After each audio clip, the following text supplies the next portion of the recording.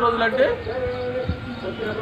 365 రోజుల్లో మన బాధ్యత ఎంత, మన ఉపాధి పథకం బాధ్యత ఎంత, 100 రోజులు కల్పించాం.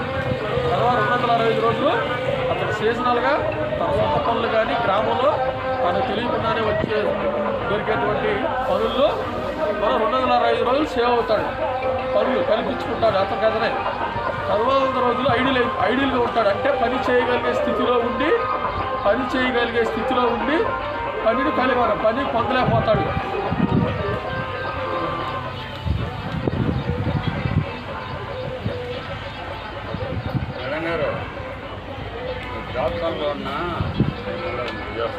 పని చేయగలిగే స్థితిలో ఉండి పని లేకపోతాన్ని మనం ఏం చేస్తామంటే పనిని కల్పిస్తాం.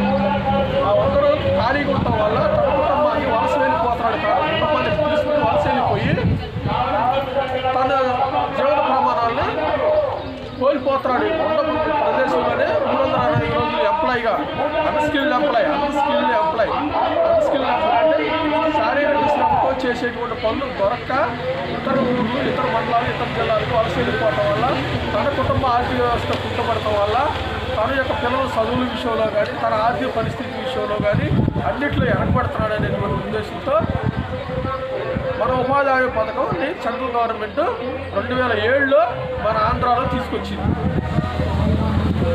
ఈ పథకం యొక్క ప్రధాన ఉద్దేశం ఏంటంటే ఇప్పుడు అర్థమైందా, ఖాళీగా ఉంటున్న ప్రతి కుటుంబానికి 100 రోజులు, సంవత్సరంలో ఖాళీగా ఉంటున్న 100 రోజుల్ని మనం 100 రోజులు పని కల్పించాలి. ఆ పని కల్పించడానికి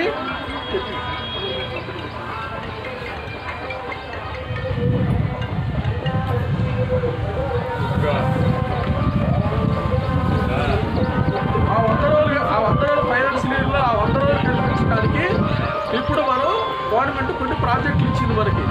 ఆ ప్రాజెక్టులోనే వాళ్ళు చేయగలిగినటువంటి పనులు మన అంచనాలు తయారు చేసి మనం కలెక్టర్ గారి శాంక్షన్ తీసుకుని ఏప్రిల్ 1వ తారీఖు నాటికి సిద్ధంగా మన గ్రామంలో పనులు పెట్టుకుని రెడీగా ఉంచుకోవాలి. ఈలోపు వీళ్ళన్నీ కూడా వరి అని, పత్తి అని, మిడపలని ఇవన్నీ కూడా పూర్తి చేసుకుంటారు. సీజనల్గా వచ్చి 260 ఏప్రిల్ నుంచి అందరూ ఇళ్ళ దగ్గర ఖాళీగా ఉంటారు. అప్పుడే అడుగుతారు మాకు ఉపాధి పని కావాలంటారు. అప్పుడు అడిగే ఉపాధి హామీ పనికి ఆ 100 రోజుల పనికి ఇప్పుడే మన ప్రణాళికలు సిద్ధం చేసుకోవడానికి ఎక్కడెక్కడ కాలం ఉంది, ఎక్కడెక్కడ ఉంటుంది, ఎక్కడెక్కడ వాగుంది, అవన్నీ కూడి నిండిపోతే మనం అన్ని అంచనాలు తయారు చేసి ఎస్టిమేషన్ చేసుకోవాలి.